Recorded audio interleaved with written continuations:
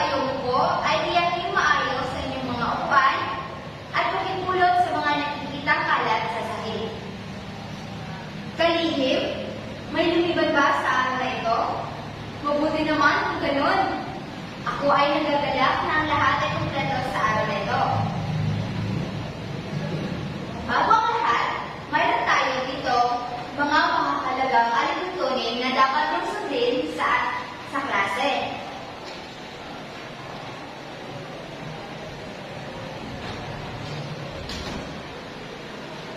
Maaari niyo bang basahin lahat? Naiintindihan niyo ba mga bata? Mabuti.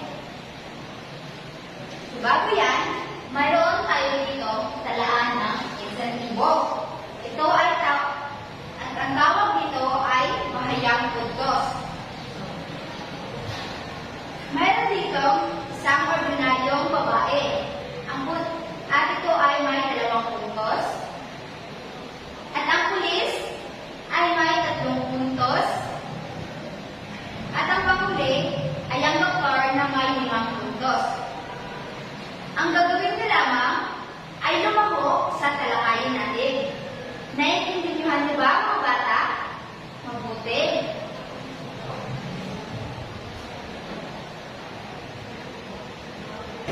Bago ang lahat, ay hatiin ko muna kayo sa 3 pakat. Dito sa unahan ay ang unang pakat at ang sa likod ay ang pangalawang pakat at dito sa kaliwa ay ang 3 pakat.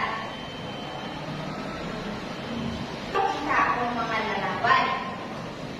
Bawat grupo ay mag-unahan sa pagsagot base sa aking ipapakitang larawan. Ano itong larawan ito? Binibining layos? Okay, bibigyan ko ng 2 puntos ang unang pakat.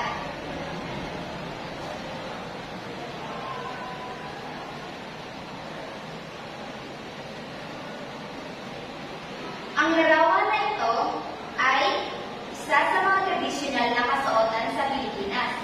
Ito ay isang Mariatara gown. At ano naman itong larawan na ito? Ginoong Pikit? Maaari mo bang sagutan? Magaling. Bibigyan ko ng 2 puntos ang 3 pakat.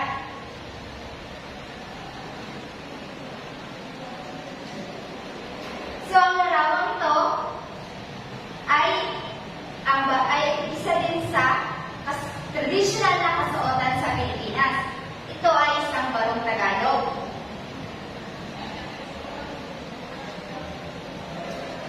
At ano naman itong larawan na ito? Binibining Dilante? Tama! Ang larawan na ito ay isang kimona. Isa din ito sa tradisyonal na kasuotan sa Pilipinas.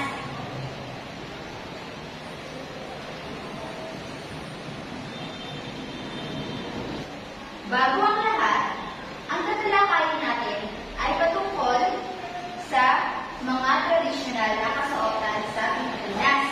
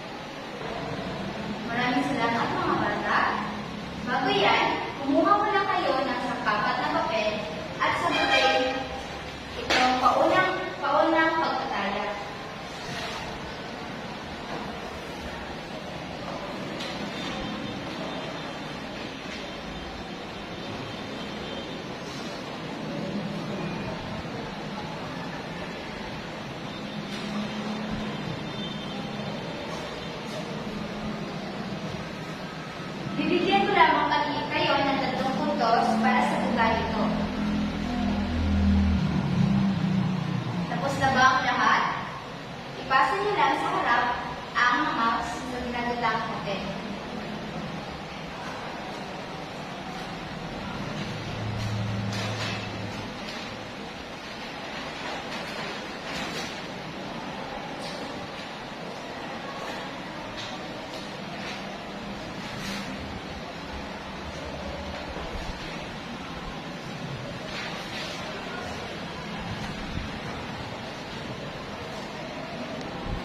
Bago natin simulan ang ating talakayin, pakibasa muna ng sabay-sabay ang ating pag-alis ng balakid.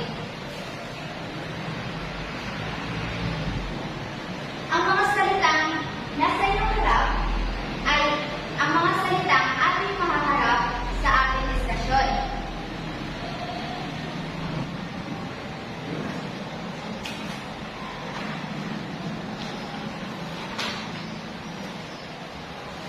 Ang ating tatalakayin ngayon ay patungkol sa mga tradisyonal na kasuotan sa Pilipinas. Sino ang may ideya kung ano ang mga tradisyonal na kasuotan sa Pilipinas? May sagot ka ba, Ginoong Itang? Magaling! Ang tradisyonal na kasuotan ng Pilipinas ay mayaman sa kultura at kasaysayan. Ang bawat relihiyon ay may natatanging disenyo at simbolo. So, mayroong mga kilalang tradisyonal na kasuotan sa Pilipinas. Ang una dito ay ang Barong Tagalog. Ano nga ba ang Barong Tagalog? Ang Barong Tagalog, ito ay ang pambansang kasuotan ng mga kalalakihan sa Pilipinas. Ito ay ang larawan ng Barong Tagalog sa Pilipinas. Ang Barong Tagalog ay isang manipis at karaniwang bordado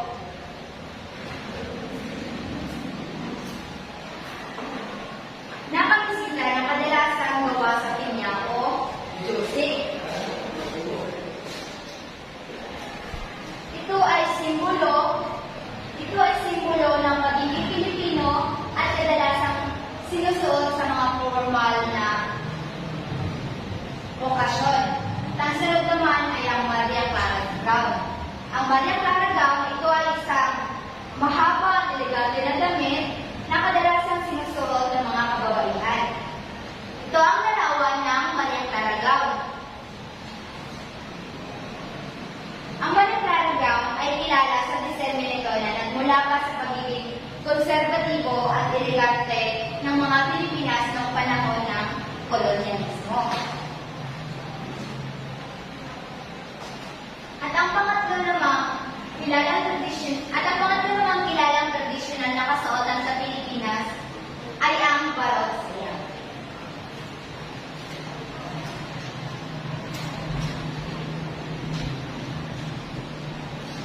Ang Barong Saya ay isang tradisyonal na kasuotan na damit ng mga kababaihan dito sa Pilipinas. Binubuo ito ng blusa at saya na tinatawag na palda. Ito ang larawan ng Barong Saya. At ang pang-apat naman na kasuotan sa Pilipinas ay ang patadyong. Ito ang patadyong. Ang patadyong, ito ay isang mahabang tela na maaaring gamitin palda o panyo. Ito ay karaniwang gawa sa abaka o cotton at may iba't ibang disenyo. Ito ang larawan ng patadyong. Ito ay gawa sa malo. Ginagamit din itong palda ng mga kababaihan o mga kababaihan. At ang panghuli ay ang bahag. Ano nga ba ang bahag? Ang bahag, ito ay isang tradisyonal na pananamit ng mga kalalakihan sa ilang mga pangkat etniko. Ito ay kadalasan sinusuot sa bundok. At ito ay sinusuot sa bundok. May mga katanungan ba kayo, mga bata? Naiintindihan niyo ba ang aking tinalakay? Kung ganon, may tanong ko. Gaano kahalaga ang pagsuot ng tradisyonal na kasuotan sa Pilipinas? May sagot na ba Pilipining Tito Santos? Magaling! Dahil dyan, ay bibigyan ko ng 5 puntos ang ikatlong pangkat.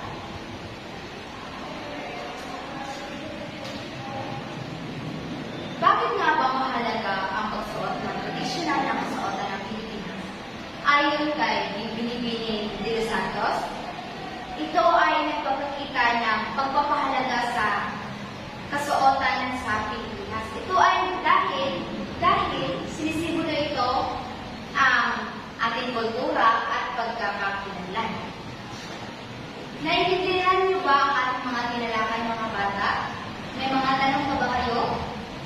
Kung ganun, sumunod naman tayo sa ating pangkat ng gawain. Manatili muna kayo sa inyong pangkat dahil mayroon tayong gagawin. Ang gagawin nyo lamang ay magpumili kayo na isa sa mga tradisyonal na kasuotan sa Pilipinas at gawin ito sa papel. Bibigyan ko lamang kayo ng 5 puntos upang ipresenta ito sa harapan. Mayroon dito tayong mga batayan sa inyong mga ginawa. Mga batayan. Nilalaman, 26%. Presentasyon, 25%. Kooperasyon, 25%. At takdang oras ay 25%. Dito ko ilalagay ang kabuuang porsyento at puntos. Sa walang pangkat, sila ay may 20, sa presentasyon sila ay may 25%.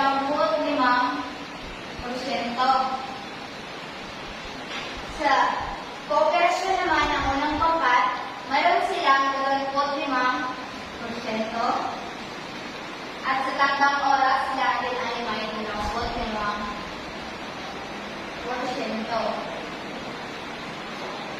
At ang kabuuan ay mayroon sila 75%. Sa dalawang pangkat naman, presentasyon, mayroon silang 25%. Kooperasyon, 25%. At takdang oras, dahil ginawa nila sa takdang oras, mayroon silang 25%. At ang kabuuang porsyento ay 75%. Sa itong pangkat naman, sa presentasyon, buong husay at malikhaing na iulat at may paliwanag na pagkakagawain sa klase. Sila ay may 25%. Sa kooperasyon naman ay may pamalas nila ang buong miyembro ng pagkakaisa sa paggawa ng pangkatang gawain. Dahil dahil mayroon silang 25%. Takdang oras na tapos nila ang pangkatang gawain ng buong husay sa loob ng tinakdang oras. Sila ay may 25%. Kabuuan ay 75%.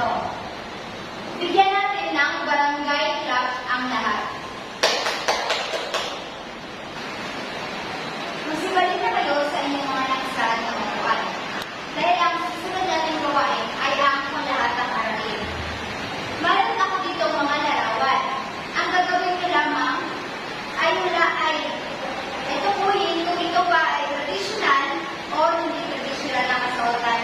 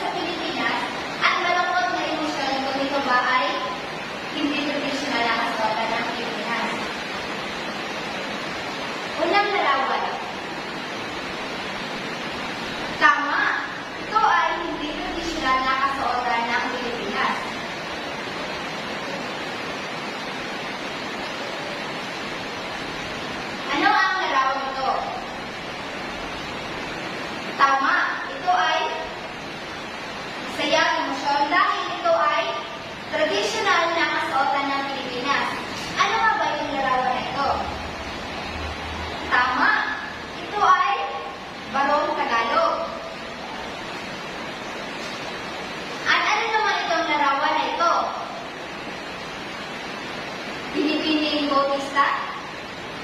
Tama. Ito ay hindi tradisyonal na kasuotan ng Pilipinas.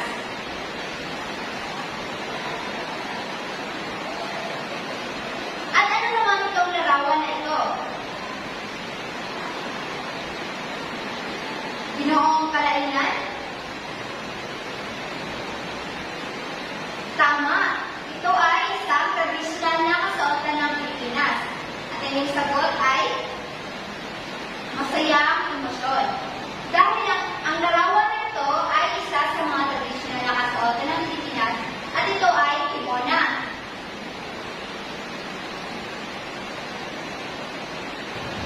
At dahil nasagutan niyo ang lahat ng ating ginawang gawain, sumunod naman tayo sa ating karagdagang gawain.